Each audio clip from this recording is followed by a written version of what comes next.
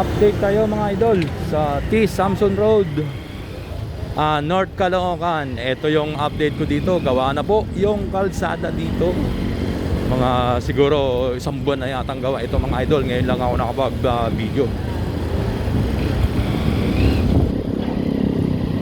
Yan yung dating lugar na laging baha, laging basa. Ngayon ay eto na ang kanyang itsura. Konkreto na po. Wala na yung buwan na lubak. Oh. Wala nang traffic.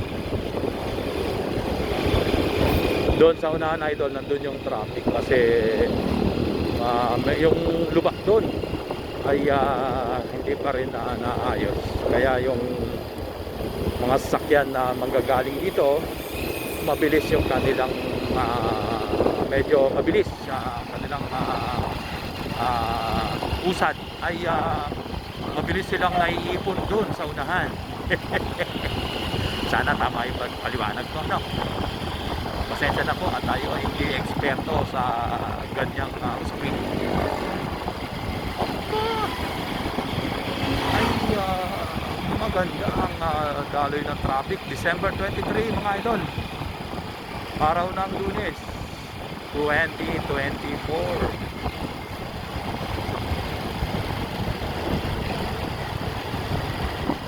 Alam mo mga idol, napapansin ko sa mga panahon ito ay napakarami ng motor. Grabe. Samantalang nung kapanahunan ko 90s, aba, ang makikita mo lang na motor Honda, Yamaha, Suzuki, Kawasaki. At ang hirap, parang pakaramdam mo ang hirap bumili ng motor noon. So, ako sa ang lolo nun, ang hirap ng motor sa ginagawa namin.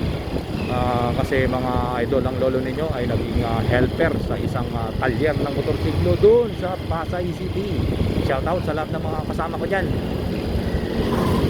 na ngayon ay may mga sarili ng mga shop ng motorsiklo. Ito yung sinasabi ko sa yung nagganito, nagpapang-abot yung mga sasakyan. Ito, ayan, ang mga motor dito ay counterflow lagi kasama ang inyong lolo. O kailangan mag-counterflow ng motor dito kasi pinapayagan naman ng mga traffic enforcer dito. Kaya tayo ay nagka-counterflow.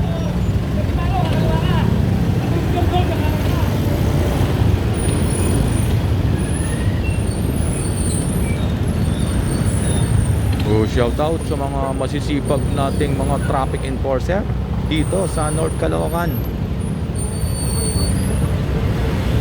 Anong barangay ba ito? Barangay Llano.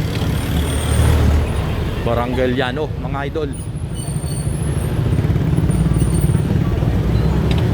Ayun, doon sa unahan kasi doon merong intersection doon. Busy yung intersection na yan. Kaya ito, ganito ang kinalalabasan. Pero namamanage naman ng mga nagtatraffic sa lugar na ito. Ayan yung nakatayo sa unahan. Ayan si boss. Ayan si boss, yan, naka-brown, naka-orange.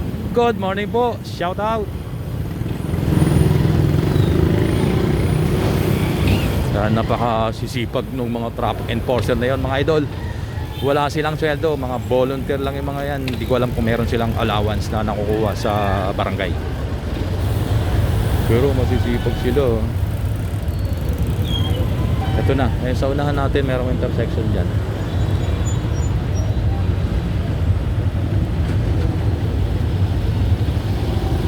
Dito na natin putulin mga idol. Bye bye.